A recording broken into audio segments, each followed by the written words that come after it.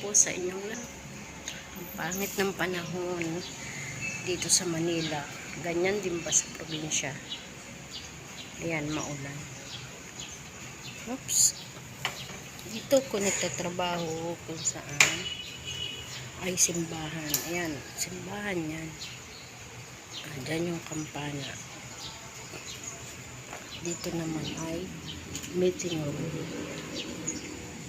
Ayan.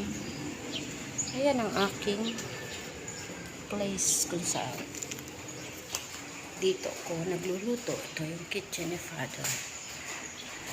Ay nako, regards po Father, pagaling ka po sana. Ayan, maulan ang aming menu ngayon dahil tatatlo naman silang kumakain.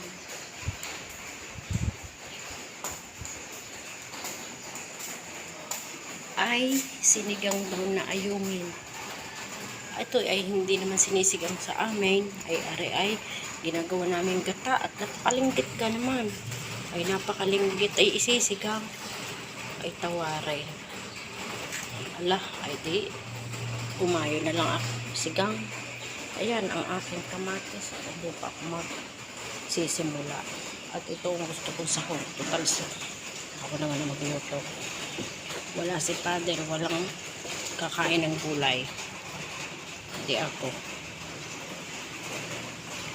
Ayan po ang aking video for today. Maulang umaga sa inyong lahat. Salamat po at patuloy po akong gagawa ng video para ma-inspired ang aking mga manonood. Oh no, masarap ng sabaw pero yung isda niya sobrang liit. Hindi ko type.